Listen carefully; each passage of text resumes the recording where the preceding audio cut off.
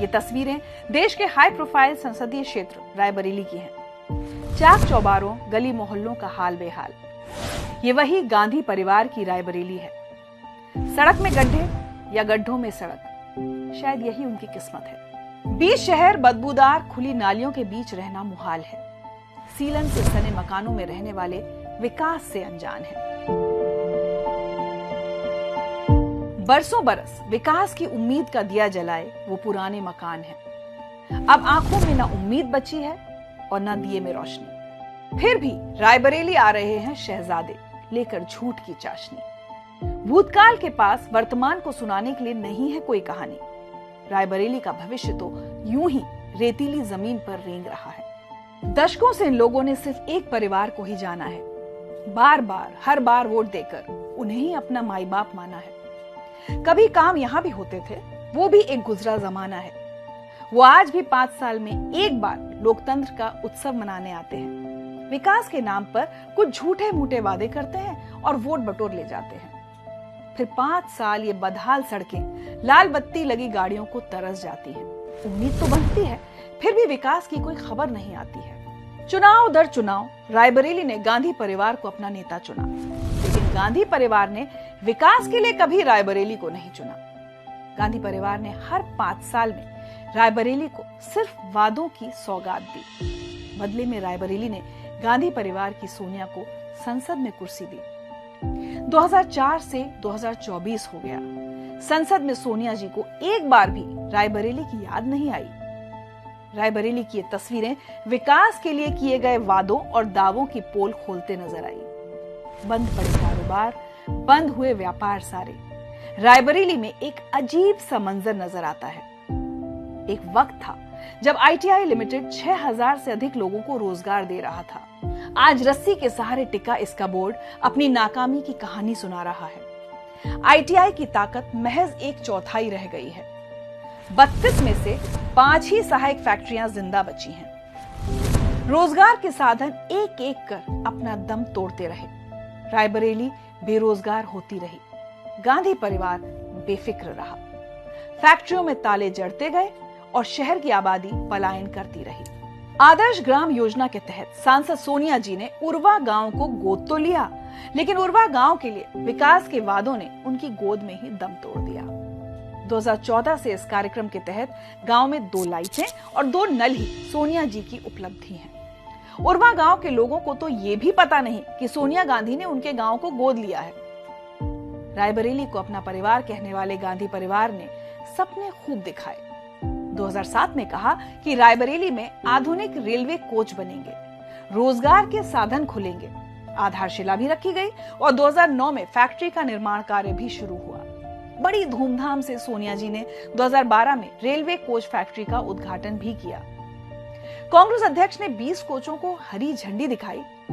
पता ये चला कोच तो कपूरथला पंजाब में बने हैं, बस कांग्रेस ने इन पर मेड इन रायबरेली का स्टिकर ही चिपकाया था।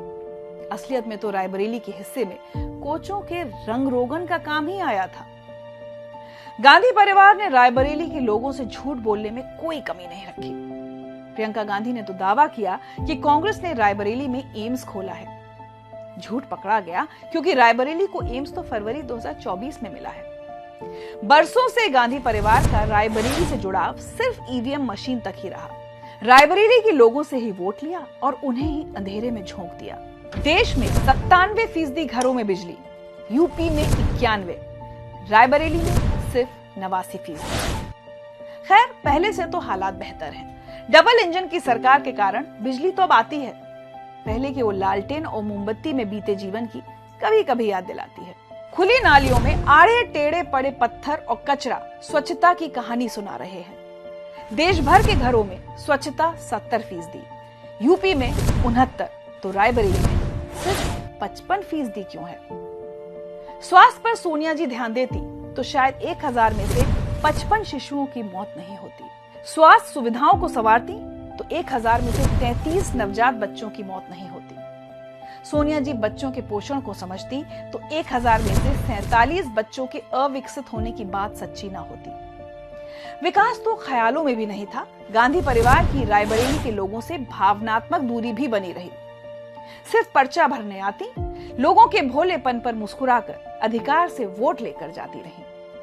एनटीपीसी का बॉयलर फटा, कई लोगों की जान गई, पर गांधी परिवार सुध लेने नहीं आया। रेल हादसा हुआ, दूर किसी गांव में नाव पलटी, अपना परिवार कहने वाला गांधी परिवार झूठा दिलासा देने तक नहीं आया। रायबरेली के लोगों को बदहाली दी और लोकसभा की कुर्सी छोड़कर राज्यसभा की कुर्सी पकड़ ली। रायबरेली को जागीर समझकर गांधी परिवार के वारिस ने विरासत के तौर पर सीट अपनी समझ ली। रायबरेली की विरासत भी उन राहुल गांधी को जिन्होंने अमेठी का बेड़ा गर्क किया। बात जब हद से पार निकल गई, तब अमेठी की जनता ने उन्हें अमेठी से बेदखल किया। अब रायबरेली में रस्मी चुनाव निभा रहे हैं, जनता से वोट के लिए वादे दोहरा रहे हैं। अब वही राहुल गांधी रायबरेली की तकदीर बदलने का दावा कर रहे हैं। अमेठी से बेदखल राहुल गांधी के वादों पर क्या रायबरेली की जनता एतबार करेगी? जिन्होंने विकास का चेहरा तक नहीं दिखाया, क्या जनता उनके दावों पर विश्वास करेगी? बीते चुनाव के रुझान तो गांधी परिवार पर अविश्वास की कहानी सुना रहे हैं। अब रायबरेली गांधी परिवार से जवाब मांग रहा है। 2009 की तुलना में 2014 में सोनिया गांधी का वोट शेयर 9% कम हुआ।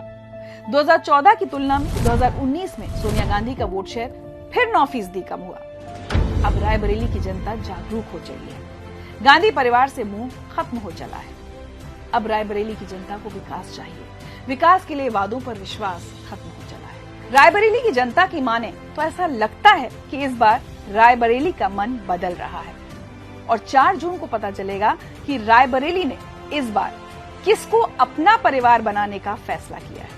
रियल स्टोरी के आज के एपिसोड में इतना ही। आगे फिर किसी अहम मुद्दे पर रियल स्टोरी के साथ आपसे फिर मुलाकात होगी। तब तक सुखी रहें, स्वस्थ रहें और हाँ, वोट जरूर डालिएगा, क्योंकि ये सिर्फ आपका अधिकार नहीं, आपकी जिम्मेदारी भी है।